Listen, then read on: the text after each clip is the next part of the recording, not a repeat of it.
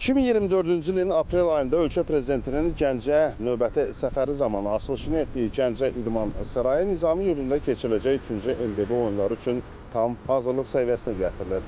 Ümumi ərazisi 40 min kvadrat metr olan Gəncə İdman Sarayı nəinki Azərbaycanda, ümumilikdə Qafqazda ən böyük idman qurğularından birincisi hesab olunur. Gəncə İdman Sarayı bütün zəruri infrastruktura malikdir.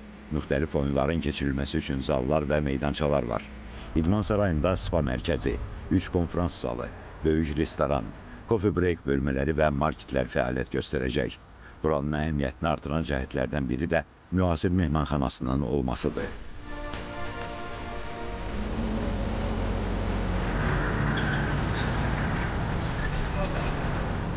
Üçüncü MDB oyunlarının açılış və bağlanış mərasimlərinin keçiriləcəyi Gəncə şəhər stadionunun yenidən qurulması işləri də sürətlə davam etdirilir.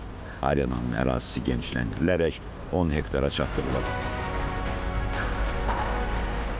UEFA-nın 4-cü kateqoriya standartlarına uyğun olaraq inşası davam etdirilən Gəncə şəhər stadionunda ümumilikdə tamaşaçı tutumu 15.464 nəfər təşkil edir və hazırda inşası davam etdirilən şəhər arenasında işlərin demək olar ki, 80% tam başa çatdırılır.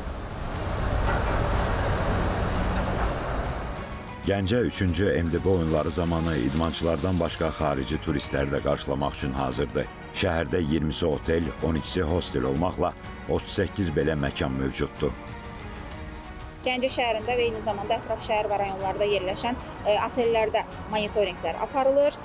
Otellərə ulduz sertifikatlarının verilməsi prosesi həyata keçirilir. Eyni zamanda Gəncə Turizm İnformasiya Mərkəzi yaradılıb.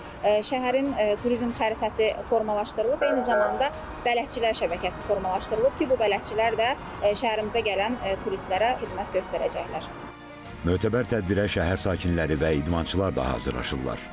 Yarışa çox əzmli hazırlaşırıq. Xaricdən gələn idmançıların da yaxşı olduğu deyilir. Biz də yaxşı hazırlaşırıq ki, ölkəmizin qızıl medallarının sayını artıraq.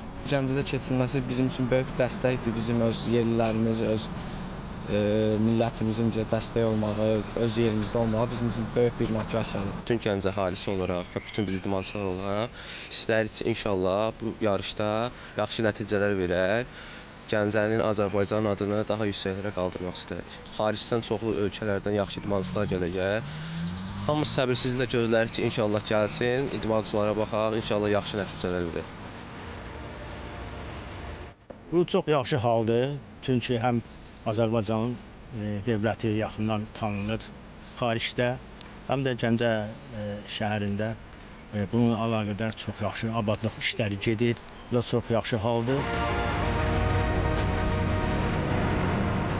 Hazırlıq işləri çərçivəsində 90-a yaxın küçə, prospekt və məhəllə daxili yolun asfalt örtüyü yenilənir. Park və xiyabanlarda bərpa işləri aparılır. Şəhərin müxtəlif ərazilərində 11 abad məhəllə də yaradılıb.